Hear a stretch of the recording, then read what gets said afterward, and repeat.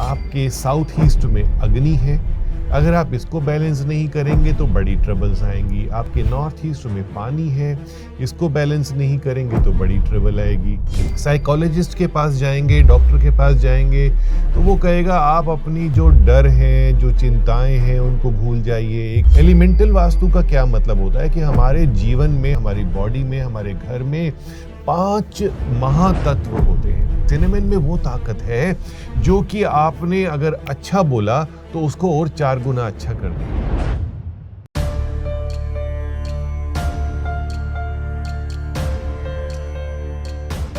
नमः शिवाय।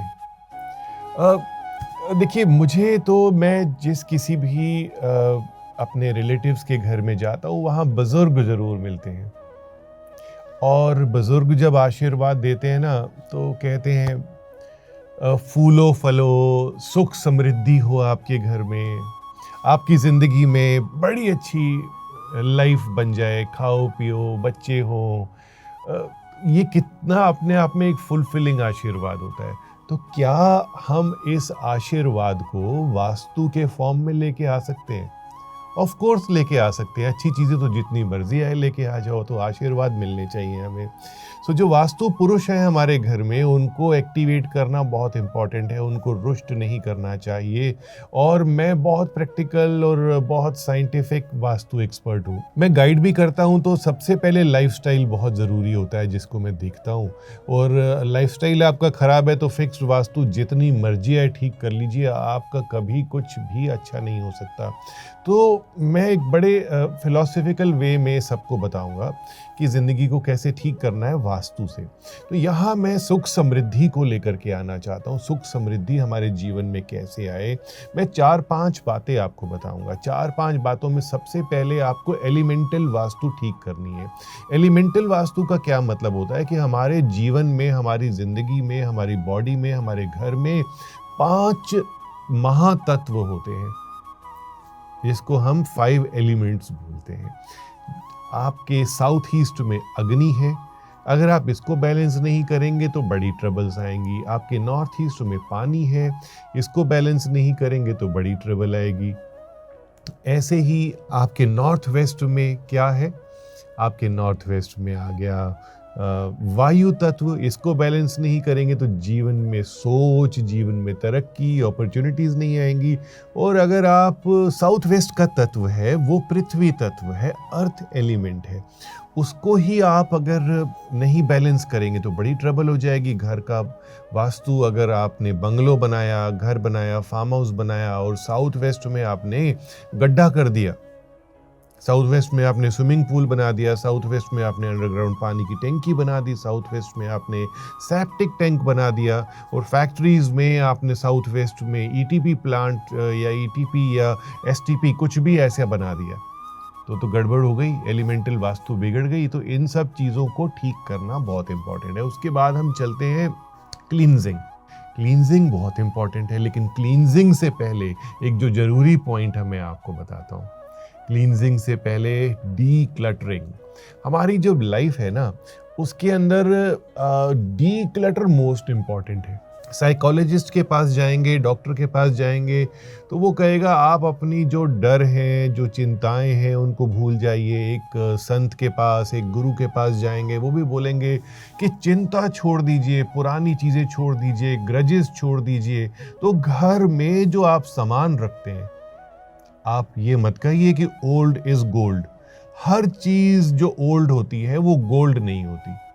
तो आप अपने ऐसे सामान जो गोल्ड नहीं है, जो कि टूटी फूटी फर्नीचर है, फटे पुराने कपड़े हैं, फटी पुरानी किताबें हैं, उनको ठीक करवाइए, उनकी बाइंडिंग कराइए। ऐसी चीजें जिनको आप मेंड कर सकते हो मेंड करवाइए। जो चीज मेंड नहीं हो सकती, रिपेयर नहीं हो सकती, उनको आप घर से हटाइए।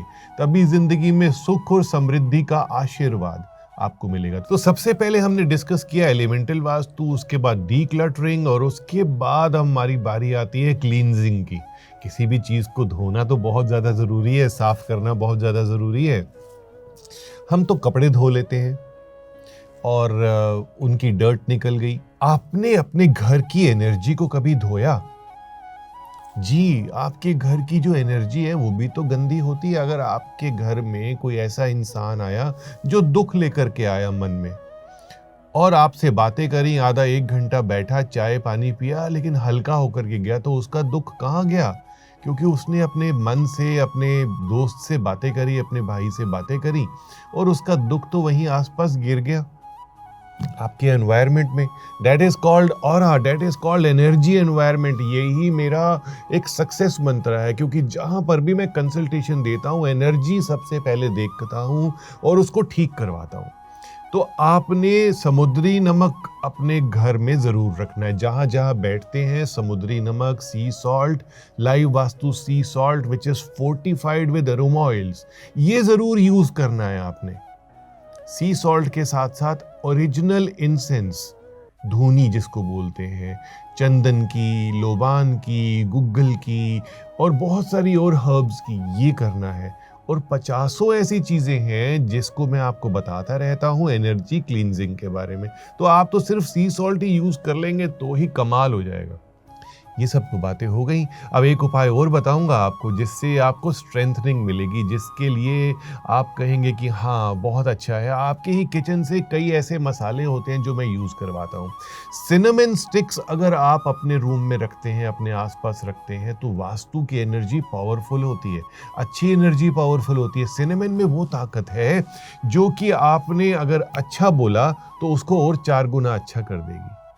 कोई भी चीज़ आपके पास अच्छी है, जैसे कि पैसा रखा, पैसे के साथ 2 सिनेमन रख दीजिए, पैसा और बढ़ेगा। तो जहाँ पे आपको बढ़ाना है वहाँ सिनेमन रख दीजिए, मज़ा आएगा आपको। तो आप कमेंट्स में क्या लिखेंगे? कमेंट्स में लिखेंगे घर की वास्तु, वास्तु फॉर होम। तो ऐसे सब्जेक्ट्स तो मुझे लगता है मैं 25-30 साल वीडियो बनाते-बनाते हो गए, लेकिन वास्तु के टॉपिक्स और वास्तु के वीडियोज़ खत्म नहीं हुए। नमः शिवाय।